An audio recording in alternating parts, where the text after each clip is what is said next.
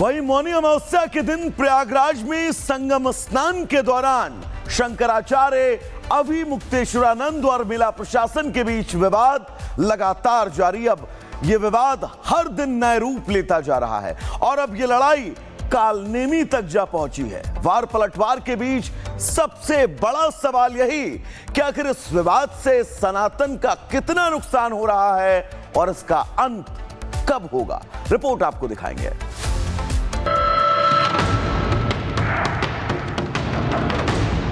आए कुछ और कहा कुछ और, दिखाया कुछ और, तो कालनेमी कौन हुआ।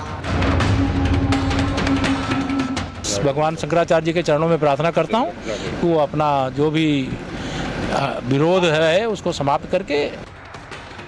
यूपी में शंकराचार्य विवाद गहराता जा रहा है और अब ये मामला कालनेमी तक पहुंच गया है। बहस अब संत बनाम संत की नहीं बल्कि संत बनाम असंत की होने लगी है। अभिमुक्तेश्वरानंद का सीएम योगी पर हमला अब बड़ा विवाद बन चुका है। सीएम योगी सोनीपत में कालनेमी का जिक्र कर असली संत बनाम नकली संत की नई बहस छेड़ी, जिसके बाद अब अभिमुक्तेश्वरानंद ने सीएम योगी को ही कालनेमी बता डाला। बहन और भाइयों, एक योगी के लिए, एक सन्यासी के लिए, एक संत के लिए धर्म और राष्ट्र से बढ़कर के कुछ नहीं हो सकता। यही उसके जीवन का ध्येय होना चाहिए।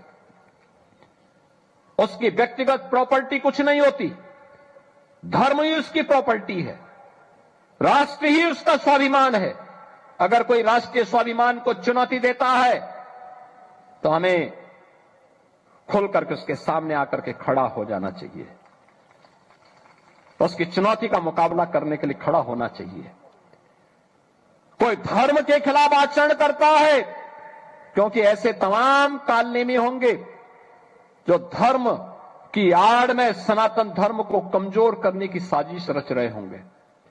हमें उनसे सावधान होना होगा, उनसे सतर्क रहना होगा। कालनेमी कह करके उन्होंने संबोधित किया है कि कुछ लोग हैं जो कालनेमी बने हुए हैं और सनातन धर्म को क्षति पहुंचा रहे हैं। इन लोगों ने कहा कि हम तो हिंदू पार्टी हैं, इन लोगों ने कहा हम तो गौ भक्त हैं, गौ रक्षा करेंगे। अब 12 साल से सत्ता में हैं, लगातार बहुमत की सत्ता में गौ रक्षा नहीं कर रहे हैं, तो मतलब हैं कुछ और कहा कुछ और, दिखाया कुछ और, तो कालनेमी कौन हुआ। हम तो जो हैं वही दिखा रहे हैं। तो इसलिए कालनेमी की परिभाषा अगर आपने शब्द का प्रयोग किया है तो वो जाननी पड़ेगी, और जैसे ही परिभाषा जानेंगे वो आप ही के ऊपर लागू हो जाएगी। संत वर्सेस संत के इस विवाद में दोनों ओर से जमकर तर्क दिए जा रहे हैं। ये लड़ाई आगे कहां जाएगी ये किसी को नहीं पता, लेकिन स्वामी अभिमुक्तेश्वरानंद का धरना बसंत पंचमी के दिन समाप्त होने की उम्मीद जगी थी, जब डिप्टी सीएम केशव प्रसाद मौर्य ने इसकी पहल की थी। इन लोगों ने भी किया है, उसकी जांच करके, जो उनकी जांच करके जो भी किसी भी पूज्य संत आचार्य को, शंकराचार्य जी को, किसी भी संत का भी अनादर हमारे यहाँ करने का वो नहीं है। अगर कोई ऐसा किया होगा जांच करके कार्रवाई करेंगे, लेकिन अभी पहला ये है भगवान शंकराचार्य जी के चरणों में प्रार्थना करता हूँ कि वो अपना जो भी विरोध है उसको समाप्त करके संगम स्नान करके मेले। कथित दुर्व्यवहार से नाराज शंकराचार्य मौनी अमावस्या से ही संगम तट पर धरने पर बैठे हैं और उन्होंने ऐलान किया है कि वो बसंत पंचमी पर भी पवित्र स्नान नहीं करेंगे। उन्होंने ये मांग रखी है कि प्रशासन जब तक सम्मान के साथ लेकर नहीं जाता तब तक वो स्नान नहीं करेंगे। हैं कि हम अपने सम्मान को गिरा के क्यों काम करें। हमने ऐसा क्या अपराध किया है कि अपना सम्मान हम गिराएं। हिंदू समाज ने क्या ऐसा अपराध कर दिया कि उनके आचार्य को पैदल हो जाना पड़े, क्यों हो जाना पड़े।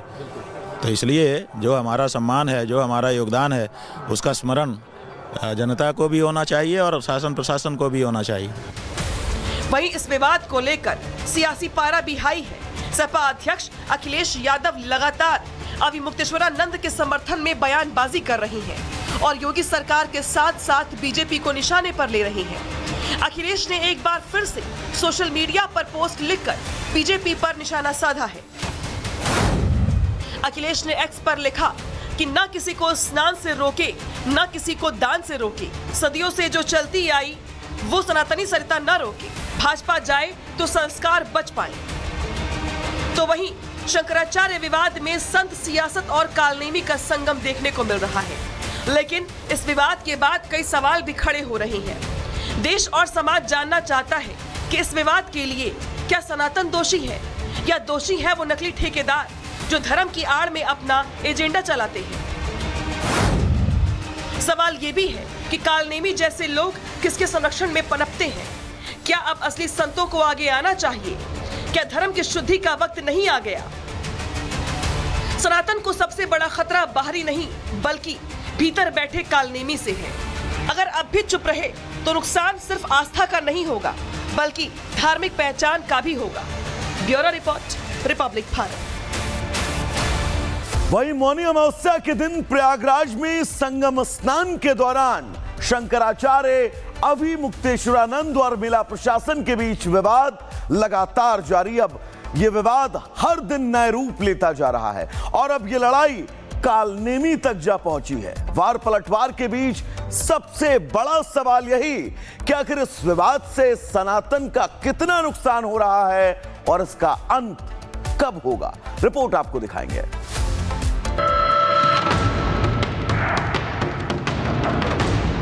आए कुछ और कहा कुछ और, दिखाया कुछ और, तो कालनेमी कौन हुआ?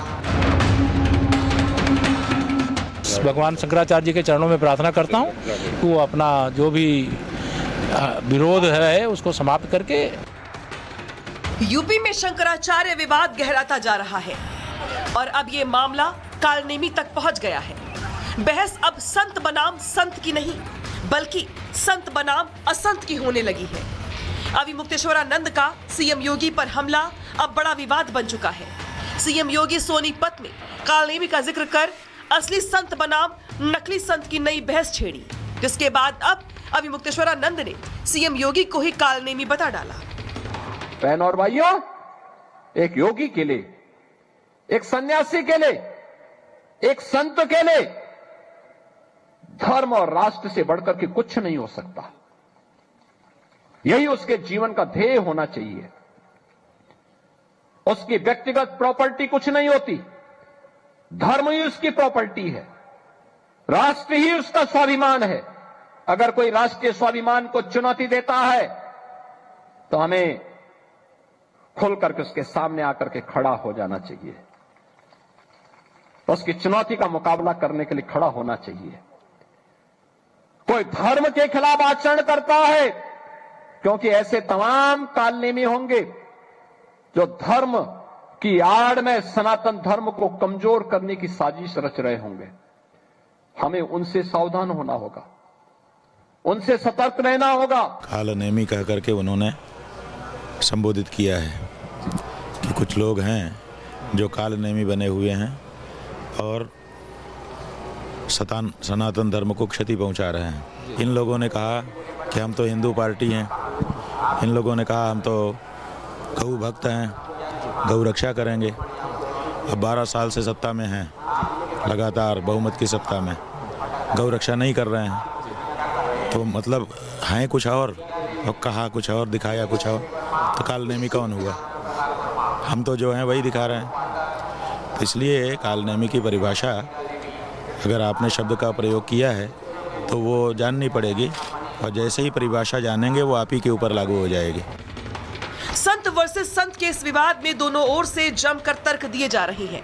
ये लड़ाई आगे कहां जाएगी ये किसी को नहीं पता, लेकिन स्वामी अभिमुक्तेश्वरानंद का धरना बसंत पंचमी के दिन समाप्त होने की उम्मीद जगी थी, जब डिप्टी सीएम केशव प्रसाद मौर्य ने इसकी पहल की थी। इन लोगों ने भी किया है, उसकी जांच करके उनकी जांच करके जो भी किसी भी पूज्य संत आचार्य को, शंकराचार्य जी को, किसी भी संत का भी अनादर हमारे यहाँ करने का वो नहीं है। अगर कोई ऐसा किया होगा जांच करके कार्रवाई करेंगे, लेकिन अभी पहला ये है भगवान शंकराचार्य जी के चरणों में प्रार्थना करता हूँ कि वो अपना जो भी विरोध है उसको समाप्त करके संगम स्नान करके मेले।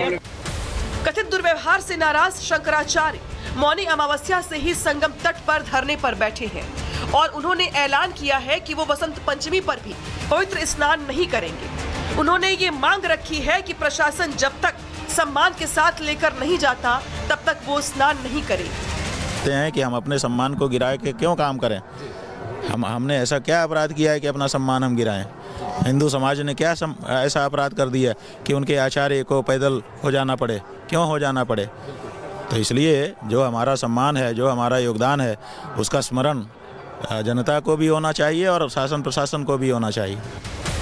वहीं इस विवाद को लेकर सियासी पारा भी हाई है। सपा अध्यक्ष अखिलेश यादव लगातार अविमुक्तेश्वरानंद के समर्थन में बयानबाजी कर रही हैं और योगी सरकार के साथ साथ बीजेपी को निशाने पर ले रही हैं। अखिलेश ने एक बार फिर से सोशल मीडिया पर पोस्ट लिखकर बीजेपी पर निशाना साधा है। अखिलेश ने एक्स पर लिखा कि न किसी को स्नान से रोके, न किसी को दान से रोके, सदियों से जो चलती आई वो सनातनी सरिता न रोके, भाजपा जाए तो संस्कार बच पाए। तो वहीं शंकराचार्य विवाद में संत सियासत और कालनेमी का संगम देखने को मिल रहा है, लेकिन इस विवाद के बाद कई सवाल भी खड़े हो रहे हैं। देश और समाज जानना चाहता है कि इस विवाद के लिए क्या सनातन दोषी है या दोषी है वो नकली ठेकेदार जो धर्म की आड़ में अपना एजेंडा चलाते हैं। सवाल ये भी है कि कालनेमी जैसे लोग किसके संरक्षण में पनपते हैं? क्या अब असली संतों को आगे आना चाहिए? क्या धर्म की शुद्धि का वक्त नहीं आ गया? सनातन को सबसे बड़ा खतरा बाहरी नहीं बल्कि भीतर बैठे कालनेमी से है। अगर अब भी चुप रहे तो नुकसान सिर्फ आस्था का नहीं होगा बल्कि धार्मिक पहचान का भी होगा। Bureau report, Republic Bharat.